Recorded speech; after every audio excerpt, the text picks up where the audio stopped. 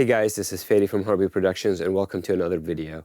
Today I want to talk specifically about this unit, which is the Universal Audio 6176, which is basically a combination of a mic preamp. So the left section is the Universal Audio 610, which is a very famous tube mic pre, and then the right section is the Universal Audio 1176 compressor, which is also one of the very famous compressors, and this unit is absolutely amazing.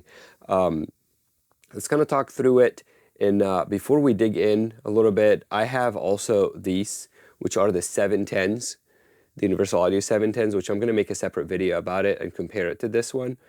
But I would say the build quality of this unit, as well as the tonal quality, is absolutely incredible. There is like a saying in the music industry for this unit. It's like the bass master, which is, it's very famous for bass guitar because of the tone that it adds to the bass guitar. It's absolutely incredible. And I had a session the other day, and normally I do a lot of processing for the bass and pass it through some compressors and some EQs and all that stuff. And then this time I literally just plugged it straight into this unit, and I used the built-in EQ on that unit and the compressor, and it was one of the best bass I've been able to get in here. It was really straightforward and didn't have to do much. It was clean, and it was very punchy straight out of the box. So let's kind of dig through here. I'm gonna walk through the knobs and the settings and what each one does, and then just give some suggestions for some recording settings, how I did when I tracked bass, when I tracked vocals, when I tracked guitars, that kind of stuff. All right, let's go in. Okay, let's address first the mic preamp section of this unit. So this is the left side right here, and let's kind of go through all the settings in here. So let's start here first at the bottom left, which you have three options, and you're selecting your input. So to the left is your mic input, and then to the middle is your line input, and then those are both from the back of the unit. And then to the right is your high Z input, which is an unbalanced 1/4 inch in the front. On the mic settings, let's kind of go through that real quick. It actually has two different impedances. It has 500 and 2K. And the idea is that you would adjust your impedance depending on your microphone output.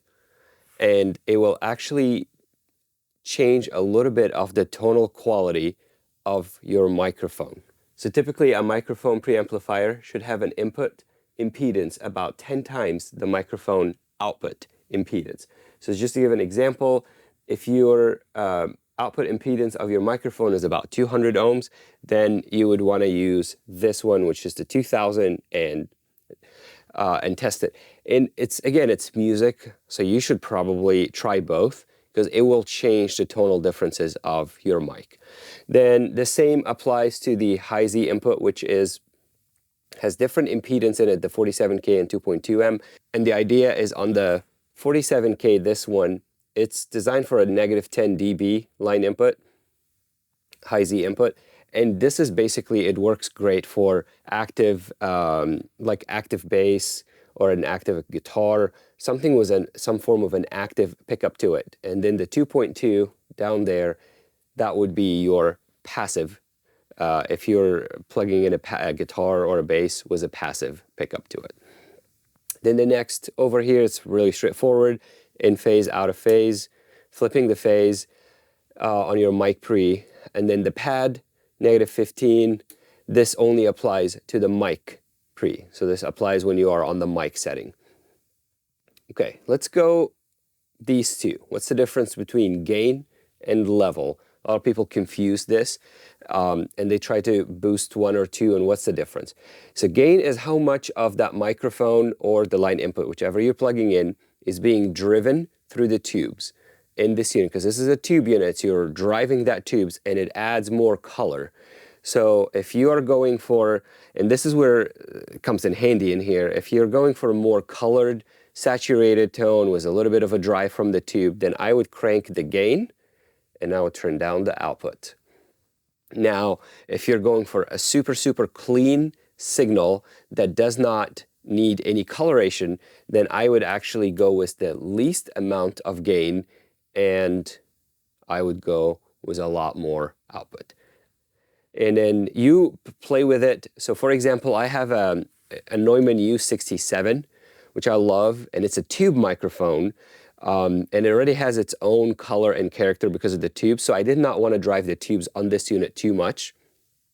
So when I tracked it, especially I was tracking a female vocal that was a very strong, powerful vocal, and she was like belting real loud. So I ended up going with the least amount of tube saturation and more line output, and then that way, or level output, and that way I don't get a lot of tube saturation, too much saturation basically. And then when I was tracking the bass the other day and I wanted to really get a punchy, more saturated bass tone, I actually cranked this. And the idea is, after all, when you're recording in your DAW, the level between those two, you're hitting about maybe -8 to -10 dB in your DAW, so you can have decent gain stage. Okay, then moving on to this section, which is an EQ. It's a low band EQ and then a high band EQ. And then on the low one, you have 70 hertz, and then you obviously, and it's all attenuated. You can boost all the way to +9 dB and -9 dB, and then you choose between 70 hertz, 200 hertz, and 100 hertz. And then on the high shelf, it's 4.5, 10K, and 7K. It's a decent EQ. I like it. I still prefer my Pultec EQ over this one, but sometimes it's handy to have the EQ right there with big sessions, and I want to just color that bass real quick without having to patch it into another EQ, so I would use that one. Then right here in the middle section, you guys can see here's an on and off that turns the unit off and on, and then phantom power on and off for your microphones. And then this button, it's a join or a split. Let's talk about that split and join for a second. It took me a minute to figure it out, and I routed, and the first routing I did was incorrect, and I had to go back through the manual and figure out how they did it. So if you are joined, that means this unit works as one input and one output. The input is going to come mic input into here, and then the output, you're not going to use the line output on this, you're going to actually use the compressor output. And then what that means is you're coming input from here, and you're coming output from here, and you're passing through the compressor. Now when you do split, which is how I have it set up in my studio, now the compressor on this unit becomes its own completely independent, has its own in and its own out on the back of the unit, and then that way I have that compressor plugged into my patch bay completely separate. And sometimes I would use that compressor without even using the preamp. Like if I'm using my Heritage Audio 1073 and I want to put a 1176 compressor on it, I will just put that into the chain using my patch bay. Now moving on to the last section, which is the compressor, and it's a very standard 1176 compressor.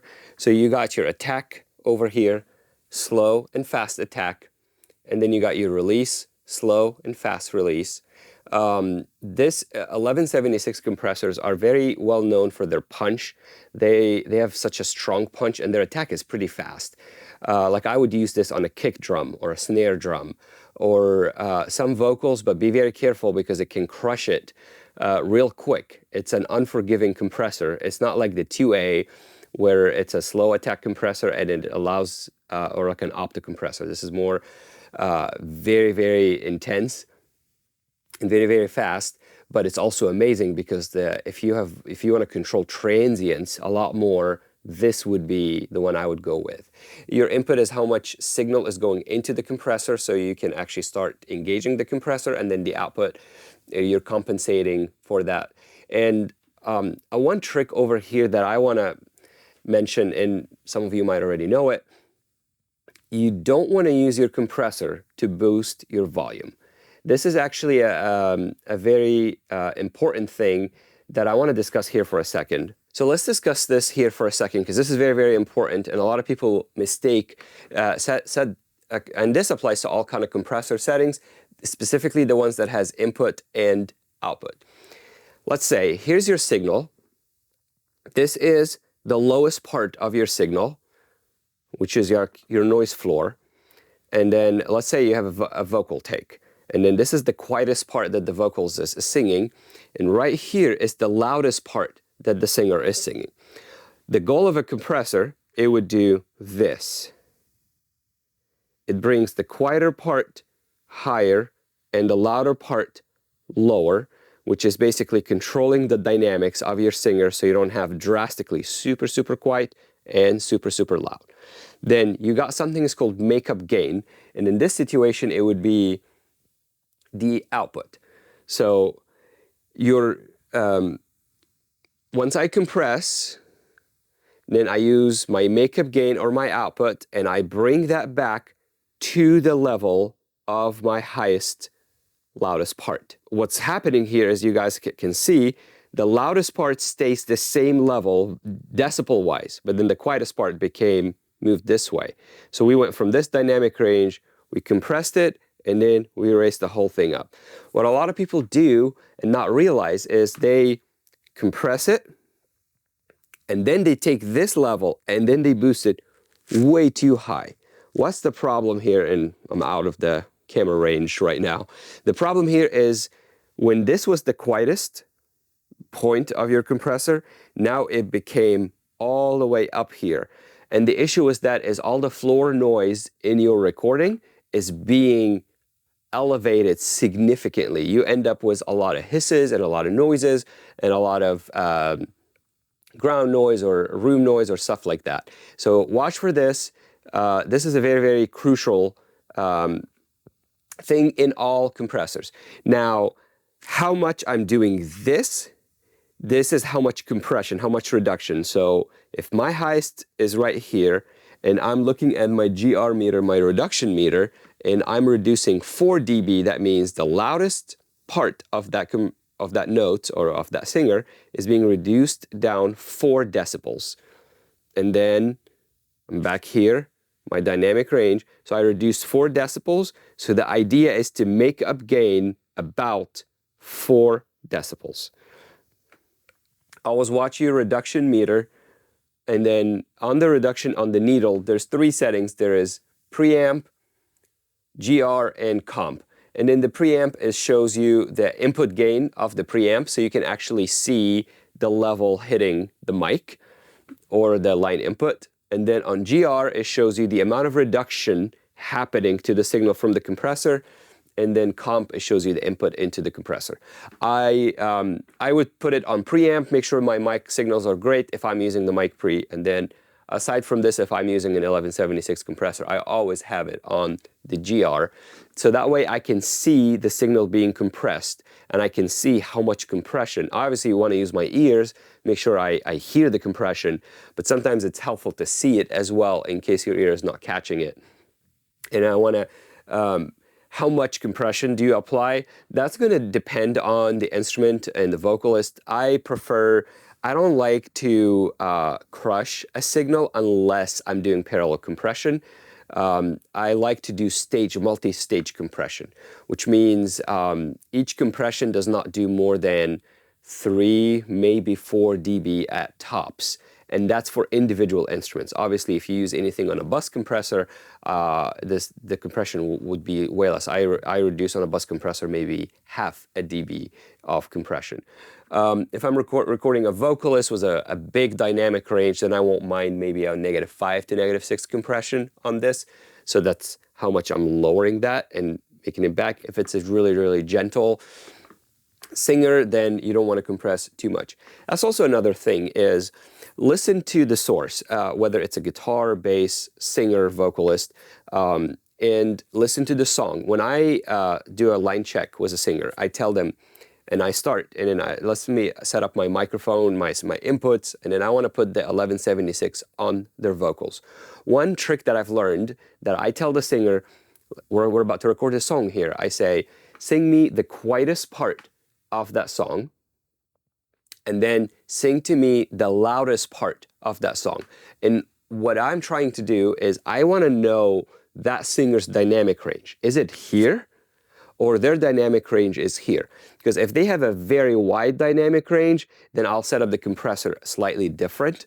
And if they have a very small dynamic range, that means I don't need to compress as much at all, maybe 1 or 2 dB, and it's more than enough. A lot of times, if the dynamic range also, this is another trick, if the dynamic range is too drastic, so let's say verse 1 is very, very, very quiet, verse 2 is very quiet, and then chorus and bridge are all like this. What I do is I mean, this works for studio sessions, obviously not for live setups. I would set up the compressor for the verse, and I will set up in a different settings where I am boosting a little bit of my mic gain to bring the gain up here and set a compressor. And then when we go to the louder part of the song, I turn the gain down, and then I record it at slightly lower gain. And what I'm trying to do, I'm using the microphone gain, the preamp gain, to adjust my dynamic range a little bit, so when the compressor hits, it doesn't crush it. And it also does not bring too much floor noise up with it. Anyways, there's a quick review of the 1170 of the Universal Audio 6176. This unit is phenomenal on vocals, it's phenomenal on bass, on acoustic guitar. At some point, I would like to get a second one so I can have a stereo pair of this, and I can use it for stereo sources. Right now I only have one, so I use it for mono. But I've been using this on vocals, and I compared back and forth between the 1073 and this one, and they're very different. And maybe I'll go through a separate video to compare both. But I want to say that because it's a tube mic preamp, it has a lot of warmth to it. And if you're careful with how you set up your gain and level, you got a lot of control over how much tube warmth and saturation you're adding versus how much clean signal that you're outputting. And I hope this is simple, easy, quick review, help you to use that unit to its fullest potential. If you have any questions, make sure that you put it in the comments below, and I'll see you guys at the next video.